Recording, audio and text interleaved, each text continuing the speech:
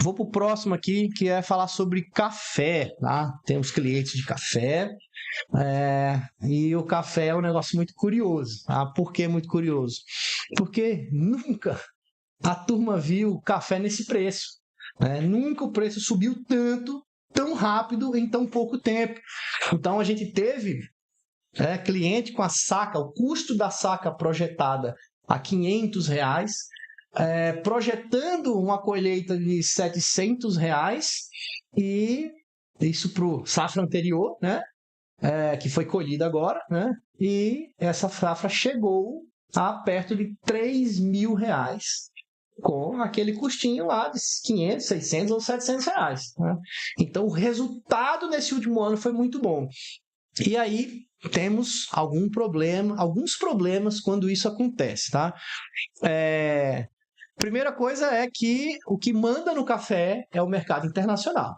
Por mais que a gente consome café pra caramba no Brasil de norte a sul, mas imagina o resto do mundo. O Brasil é o maior produtor de café do mundo, disparado. Números aqui, vamos lá, ó, 70% da produção do Brasil vai para fora, tá? 30% fica aqui. E o mercado do Brasil no mundo é 40% do café do mundo sai do Brasil. Então, a gente é que determina o que vai acontecer com o café do mundo. Existem vários outros países que também têm grandes produções, mas são outros tipos de café ou em outras qualidades ou outras características, tá? Colômbia é café gourmet, não sei o quê, e é bem menor que o Brasil, né? Só que você está mais na Colômbia que também no Brasil, né?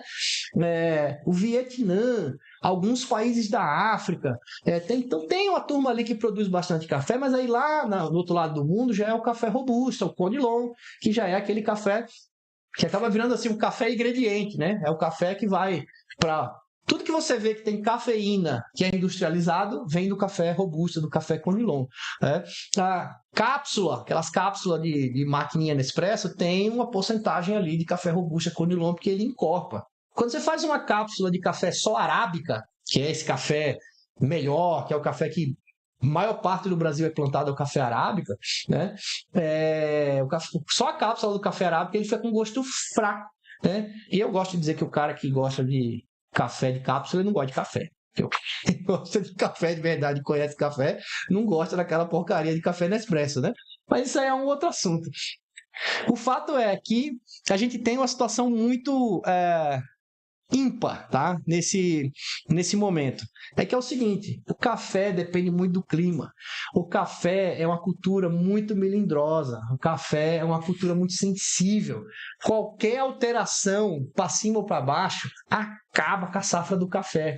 Motivo pelo qual o café explodiu de preço no último ano foi o quê? Faltou café, amigo. Faltou café. Quebra de safra. Os clientes que eu tenho de café, dois diferentes, só plantam café irrigado, jogando aguinha lá, tá? Com o café irrigado, eles perderam 30% da produção. 30% da produção com o café irrigado. Agora, avalie o cara que não tem irrigação, que planta café no sequeiro. Perdeu a roça toda. Então, o cenário do produtor de café hoje é o seguinte: quem consegue produzir está vendendo pelo preço que quer, porque todo o resto não conseguiu produzir. E se no Brasil tem 40% de produção de café do mundo, que faz todo esse movimento, agora você imagine que em países como o Vietnã, que é o principal aí, né, que produz café além do Brasil, aí o Vietnã e alguns outros, mas o Vietnã é muito notável, teve uma quebra de safra muito grande no Vietnã também.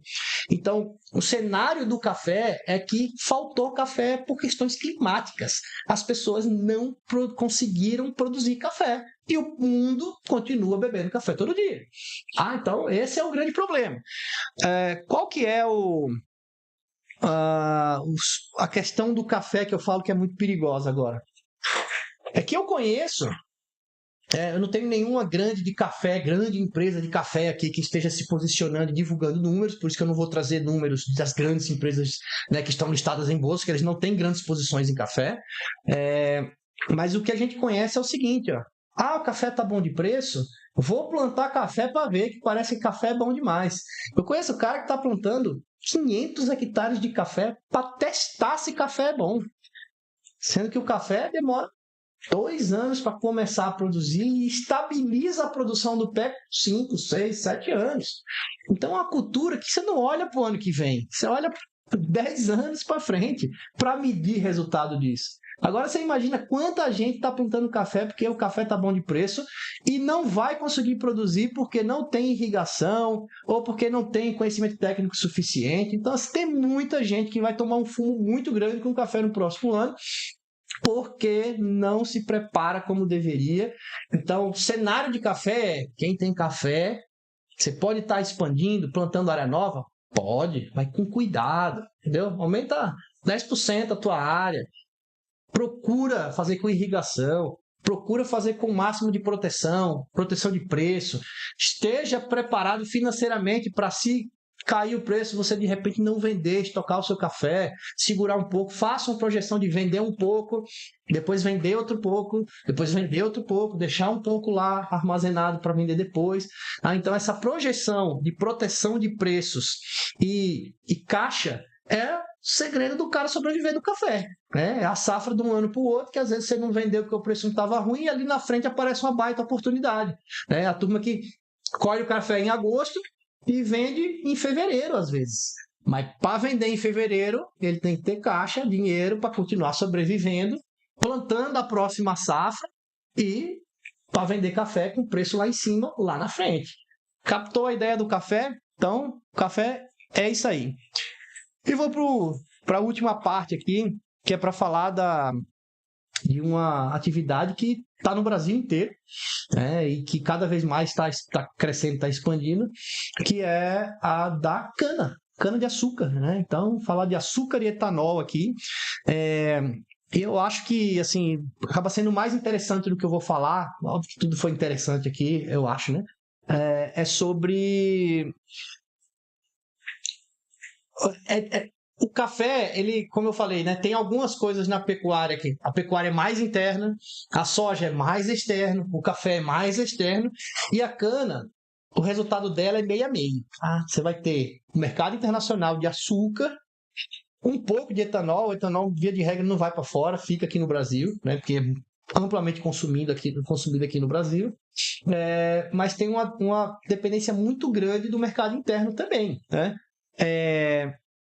E na questão global, né, esse ano, por exemplo, que passou, a cana teve um resultado bom, muito bom, a relação entre o que ela custa e o que você está conseguindo vender de preço nela. Só que o mercado internacional deu uma segurada, né? E também tem muito desafio climático, tá? Então a cana, mesmo sendo uma atividade, que aguenta, né, não ser bem tratada, aguenta no sequeiro bem, aguenta, né, os veranicos, ela consegue sobreviver bem mais do que a soja ou do que o milho em climas difíceis, ela perde muita produtividade, tá? Então, o cenário de cana, nesse momento, é um cenário em que a produtividade da cana é um desafio, porque temos a mesma questão climática que afeta o café, é a que pode afetar a soja também, é a mesma que pode afetar a cana, né? E aí, vamos falar aqui por partes, tá? Então, assim, o açúcar, né? Então, é a principal coisa. O Brasil, né, é o maior exportador de longe do açúcar, né? Só que ele compete muito com a Índia, que é baita grande produtor também. Tá? Então, não é um mercado tão óbvio o que vai acontecer com o açúcar, porque são dois grandes produtores com vasta extensão territorial, que às vezes produz melhor numa parte do país, pior em outra, então eles conseguem compor ali uma situação muito interessante. O que muda aqui para o Brasil muito é a questão do consumo do etanol interno, tá? Porque o mix que a usina faz entre toda a usina, se ela tiver, a maioria tem, né? Ela tem um mix em que ela faz ou açúcar ou etanol. Já tem outras usinas que fazem só etanol E tem algumas outras usinas mais antigas que fazem só açúcar. Mas, no geral, tem um mix. Elas fazem um pouco de etanol, um pouco de açúcar, e esse mix ele vai mudando de acordo com a estratégia desta empresa específica, né? Só que qualquer mudança que essa turma faz para um lado do açúcar ou para o lado do etanol, respinga no todo, né? Então, às vezes você tem uma produção de cana e aquela produção pode ser muito boa, mas dependendo do mercado ali, se vai virar etanol, se vai virar açúcar, é muito pontual de cada região, tá? Então, o que a gente tem que entender mais sobre cana? A sua região, a usina em que você tem contrato, que você fornece, qual é a composição do mix dessa usina, do quanto é etanol, do quanto é açúcar, para você entender onde que essa usina está enfiada, para você entender o que ela vai fazer com quem fornece para ela, tá? Então, a gente tem boas usinas que fazem um trabalho muito legal com os seus fornecedores, mas a gente também tem usinas em que a turma massacra, né? Judia o produtor, porque só tem ela na região e ela determina o preço que ela quer e ela faz o que ela quiser e você que se vire com a sua cana, né? Se não quiser, corta, vai moer cana no centro da cidade e vender caldo de cana, né? Então, a gente tem que entender, você que está pensando em plantar cana para o próximo ano, entenda, obviamente, que cana não é uma cultura anual, é uma cultura plurianual, uma cultura que vai aí 5, 6, 7, 8 anos de longevidade no canavial. É uma cultura que depende muito de questões canetísticas, ou seja, depende muito do que o governo brasileiro quer fazer com o etanol e com o combustível, com a energia, que dependendo da canetada que eles dão, o negócio vai lá em cima o preço. Dependendo do que eles fazem, o negócio vai lá embaixo. Exemplo que aconteceu em 2013, 2014, no governo Dilma, que para manter a inflação baixa, manteve a gasolina em preço abaixo do que o mercado praticava, e isso gerou o quê? Que o preço do álcool está atrelado com o preço da gasolina, então, porque o álcool vai 30% da gasolina do Brasil, e muita usina estava vendendo álcool mais barato do que o custo de produção, muita usina quebrou. Uma das maiores crises do setor, né, de toda a história, aí foi a crise aí de 2013, 14, 15, né? Então, cenário, né? Vou falar aqui das grandes, né? Então, vamos falar aqui da São Martinho, que na premissa inicial eu falei da São Martinho aqui, que tem empresa listada em bolsa, que divulga seus relatórios, né? São Martinho está aumentando ou está diminuindo área? São Martinho não está aumentando área, tá? Ela está projetando aumento de 3,7 na moagem. Eles estão projetando que eles vão ter mais produto quando moer, ou seja, eles estão apostando em aumento de produtividade, com a mesma quantidade, com a mesma área plantada, eu conseguir produzir mais. Mas é um pouquinho a mais, né? 3,7% a mais que o ano anterior. Então, não fizeram expansão de área. Então, isso é um sinal, né, o cara desse tamanho não está aumentando a área, é sinal que a estratégia é dar uma segurada. Segura aí, velho. O negócio está meio esquisito, tá? Então, eu hoje, pensando em plantar cana, planta cana, tá? Mas planta cana dentro do que você pode expandir do que você já tem. Vou começar agora a plantar cana, cuidado, porque o negócio está meio esquisito o cenário, né? Então, para quem já planta cana, para quem já está no mercado, não é um momento de expansão de área, não é um momento de você estar crescendo sua área, porque temos um cenário um pouco desafiador. E preço do ATR, que é o açúcar total recuperável, daquilo que eles medem, o quanto de fato açúcar tem naquela tonelada de cana, né? Porque uma cana com menor produtividade, com menos açúcar, o resumo é esse: você moe a mesma tonelada de cana, está dando menos açúcar, porque a produtividade está ruim por questões climáticas, né? Então, é um setor que está cuidadoso, técnico, procurando melhorar dentro de casa, procurando melhorar a produtividade do canavial que você já tem, tá? Renovando o canavial velho, fazendo melhorias internas, melhorando o teu processo interno, não aumentando a área, né? Os grandes não estão fazendo isso, sinal de que é um mercado que está ali de lado, tá? Então, de lado, a gente tem aqui cliente que tem cana, que está renovando canavial, que está plantando algumas novas áreas, mas 5%, 10% do que ele já tem. O cara não está plantando 1.000 hectares de cana. Até porque o grande desafio da cana, assim como o café, é que é uma cultura de longo prazo, em que você coloca o dinheiro hoje e vai recuperando ao longo dos anos. Então, se você não tem caixa para aguentar a pancada dos próximos anos, provavelmente você quebra no meio do caminho. Então, se dá uma produtividade muito baixa e o preço cai um pouco, acabou, né? Então, o cara tem que ter caixa para fazer a coisa bem feita, plantar uma quantidade de renovação, melhorar a qualidade, melhorar as variedades de cana que você tem, renovar o canavial que está em ponto de ser renovado. A dica que eu dou, buscando linhas de financiamento de longo prazo para fazer isso, evite gastar o seu dinheiro do caixa para fazer isso. Isso serve para o café, isso serve para cana, plantar a área nova com o dinheiro dos outros, tá? Com o seu você guarda, o seu você deixa para o caixa, porque você precisa ter caixa. Esse é um detalhe, né? Acho que é isso, tá? Já dou quase uma hora de live aqui, deixa eu ir pro finalmente aqui, que eu preciso ir para casa também, né? Vocês já estão em casa assistindo, eu vou para casa ainda. Então vamos lá, né? A mensagem da noite aqui, né? Cada cadeia tem uma lógica. Tá? O grão vive do mercado internacional, do mundo. A pecuária vive do mercado interno, do Brasil. O café, especificamente, ele vive em Nova York, porque a bolsa que comercializa e determina o preço do café no mundo está em Nova York.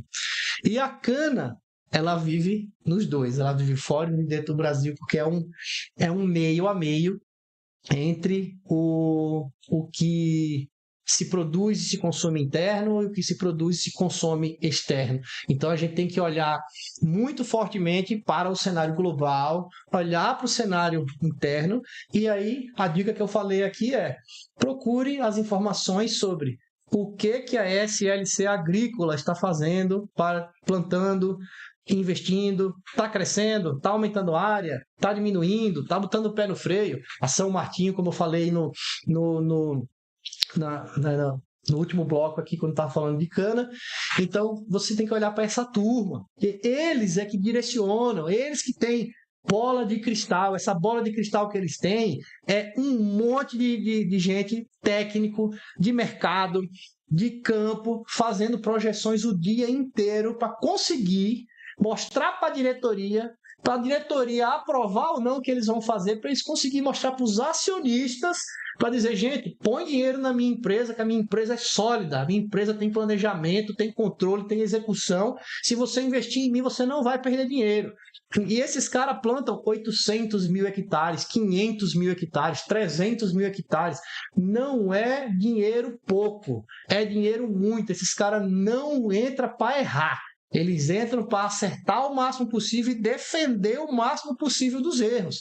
Então você pega a informação deles, a informação está aqui, pública. Tudo que eu tirei aqui de informação foi de informações públicas, tá? E teve um pouco de informação que eu dei aqui a partir dos clientes que a gente tem, da experiência que a gente tem em cada setor. Mas são informações públicas. Então, se você pegar balanço dessas empresas que são públicos, você consegue entender tudo que eles estão fazendo. E o que eles estão fazendo, quer dizer, eles não são doidos, né? Acho que já falei demais sobre isso, né? Então, pessoal, se você quer montar um plano de verdade, né, você tem que montar o plano, tá? O plano da produção, o plano da comercialização e o plano financeiro, para você chegar com caixa, porque o resultado disso tudo é caixa, tá? Então, se você não tiver caixa para chegar em junho do ano que vem, fazendo o que você faz, Você acabou com tudo em junho do ano que vem. O que adianta falar de planejamento de 10 anos? Né? Então, a ideia é que você tenha um plano de longo prazo e todo ano você revise esse plano e determine o próximo ano. Então, o que a gente está fazendo agora aqui? Eu, como consultor, estou fazendo para os clientes? Projetar o 2026 financeiramente. Então, montar o plano, né, do orçamentário, planejamento orçamentário, orçamento 2026, o plano de comercialização, como é que vocês vão vender isso daqui que vocês estão produzindo, certo? E, obviamente, plano produtivo. Né? Então, aumenta a área, diminui a área, melhora a produtividade, qual é o gargalo da tua produção hoje, né? Para não ficar dependendo daquela resposta clássica de todo produtor rural. E aí, você acha que vai ser um bom ou ano ruim? Ué, se chover, é bom. Né? E olha que curioso, né? Se chover o tanto que a gente gostaria na hora certa para produzir tudo certo, sabe o que acontece? Sobra produto no mercado. E aí acaba acontecendo que o preço desaba. Então você produz muito, vende mais barato e acaba que o resultado é ruim. Então o equilíbrio, tá? O equilíbrio vem de ter essa combinação em que vai ter dificuldade climática, que vai ter mercado que expande ou diminui um pouco, né, a questão do consumo, mas a maior parte da coisa commodity que a gente trabalha aqui, tudo isso que eu falei que são commodities, tá baseado na oferta. Então, quanto que a gente consegue de fato colocar no mercado, produzir. Então, ficar nessa de esperar chover, esperar preço melhorar, é coisa de amador. Né? O cara que é profissional do setor, ele se prepara para cenários. O cenário de 2026 é esse aqui que eu te falei para essas 4 atividades. Esses são os cenários. Quer dizer que é isso que vai acontecer? Eu estou afirmando que eu tenho bola de cristal? Não. Eu estou dizendo que a turma que mais se prepara, mais tem área plantada, mais tem tudo que eles podem ter, dinheiro rodando, é isso que eles estão fazendo. É isso que eles estão dizendo, é isso que eles estão demonstrando. Então você, em menor escala do que eles, você pega o que serve para você, mas de uma forma geral, o fechamento disso tudo é você se tornar de fato um empresário do setor, que faz planejamento, que executa com maestria, como todo produtor rural deve fazer, e que comercializa muito bem feito. É fechar as pontas, é gastar com eficiência, gastar pouco, mas gastar no que é certo, tá? Porque pior do que gastar muito é gastar errado, né? E ainda pior do que gastar errado é não gastar onde tinha que gastar. Eu não sei o que é pior, né? Então, gastar errado, produzir pouco e vender errado, aí acabar tudo mesmo. A gente tem que fechar as portas e ir para casa, né? Vender a fazenda, arrendar para a usina e ir para a praia. Você está fazendo tudo errado. Esse corte que você acabou de assistir é da nossa live raiz que acontece às segunda-feiras, às 19h30. Você já se inscreve, dá um like, compartilha esse perfil e eu te espero na próxima.